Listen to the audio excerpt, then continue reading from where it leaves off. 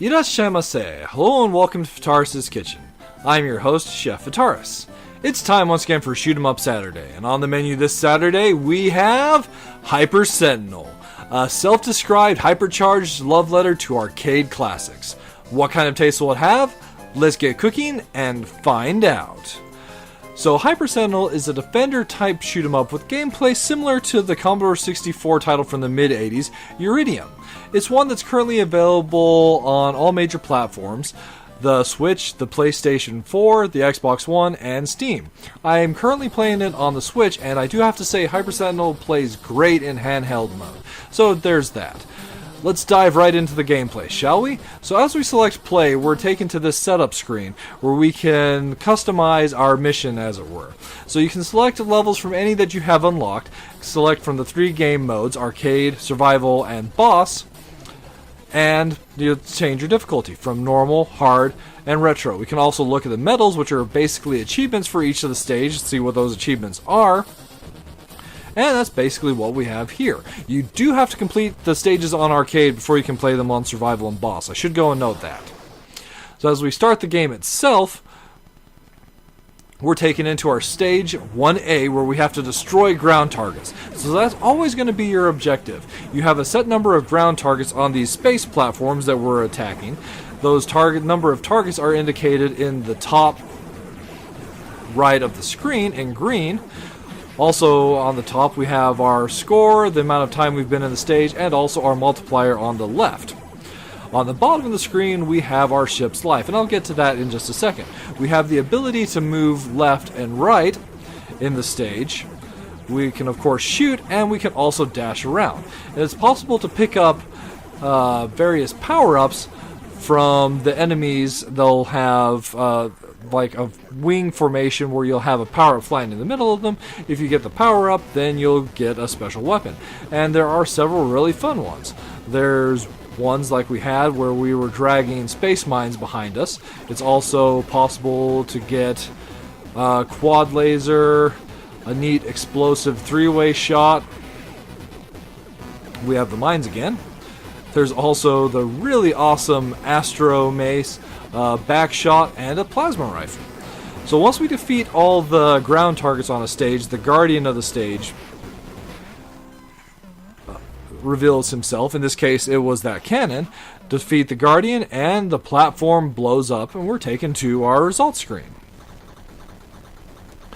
So in addition to being able to go and move left and right, when you do change direction, there's a moment where this gray circle encompasses your ship. We actually completed a medal objective on that particular run.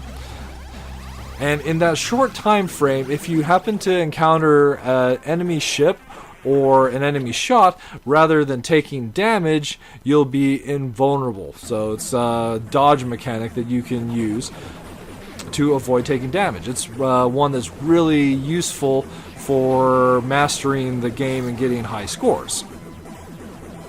But that also brings us to a good point. Let's talk about like our life. So rather than having lives or taking and having to reset if we die or whatnot, the game has an energy system where as we take hits or we lose energy, the more hits, the lower our energy gets, and the closer to death we are.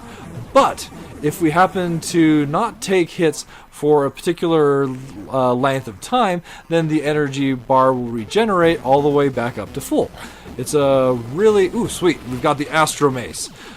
It's a really interesting mechanic that helps emphasize kind of a risk reward kind of gameplay, where you can risk a lot more life to go and try and get a lot done in a short period of time, but if things get dangerous, then you can just run away using the boost or just like leaving the enemy, or even the dodge mechanic that I was mentioning earlier. So the boss of the second stage are these 4 orbs that start out shielded. As we destroy the shield, the cores become visible and we can blast the cores away. The Astro Mace definitely helps deal a lot of damage initially, as multiple targets are what that weapon is particularly useful in dealing damage to. So the game had 2 other game modes that I went and mentioned. The survival game mode and the boss game mode. So in survival, you're playing in the same stages, but you're trying to survive for a set amount of time, or not so much a set amount of time, but a length of time against an ever-increasing wave of enemies and asteroids. But that dodge mechanic that I've been talking about, you can really cheese that, especially on the edge of the screen. So I mentioned earlier that this game is a defender-type shoot-'em-up, where you have a screen you're scrolling left and right throughout the course and defeating enemies. In a defender type, you usually have a wraparound, but that's not the way that things work in Hyper Sentinel. Rather than wrapping around, if we try and go off the screen in a direction, we just get turned back. But you'll notice, using that, we can keep ourselves turning very rapidly and rather remain invulnerable for a pretty lengthy amount of time. Thus, we can cheese the system. I just got the quad laser upgrade, which is one of my favorites. It just feels right to be able to double your laser firepower. It works really well for taking down enemies like these turrets as well. So you can get some power-ups from the ground-based units. I was a little bit too gung-ho with my life there and ended up dying. You can get some power-ups, or rather pickups, that come from the ground targets you destroy as well. Usually these will just be life. They can be sometimes multiplier increases, shields, or energy refills. And they're also alienoids, which will automatically take your multiplier to maximum when they're destroyed. Let's take out these turrets to make things a little bit easier for ourselves.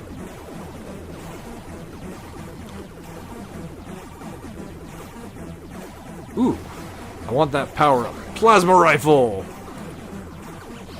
This one is great for taking down the enemies and the ground targets really fast.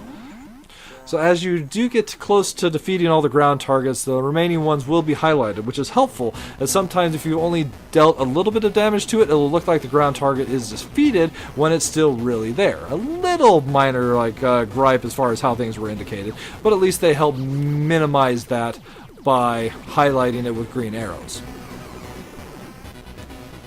So this boss is one that we have to use our boost on, as he likes to dive from one side of the screen to the other, either diving at us or away from us. Using the Astro Maces, let's see if we can't deal a little bit of extra damage.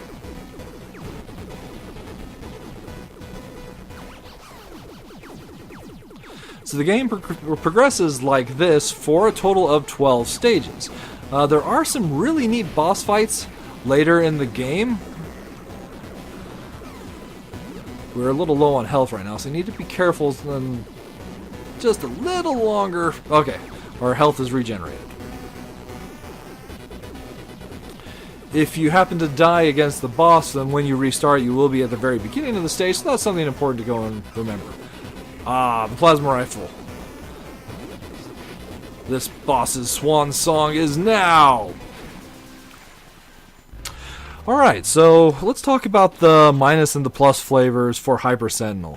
So, while fun, I do feel like the gameplay is somewhat simplistic. So it's very much like the arcade titles that it's saying it's a love letter to, in that it's simple, but at the same time, that's the problem, is it's also maybe a little too simple, where although it's got that fun addictiveness, you're going to master it really quickly and then maybe want to go and move on to something else.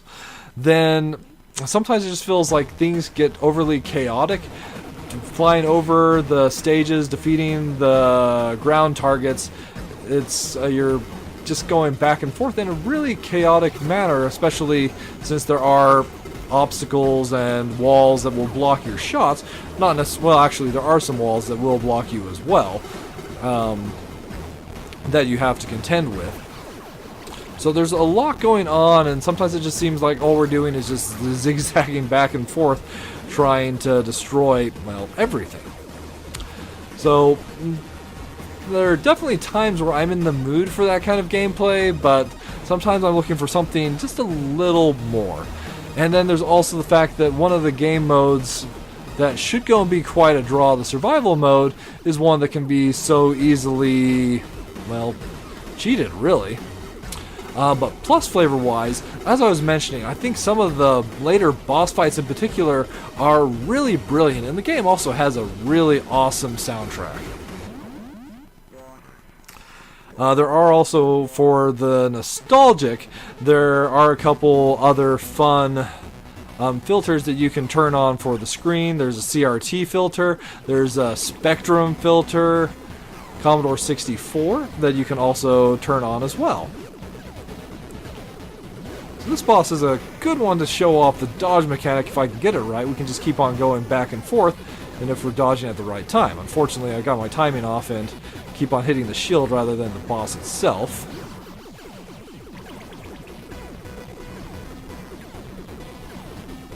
So that goes and sums up my thoughts on Hyper Sentinel. It's one that's really fun and simple, but not one that you're going to want to sit down and play for a great length of time. Still, if you're a fan of these classic shoot-em-ups, this one is at least worth having a look at.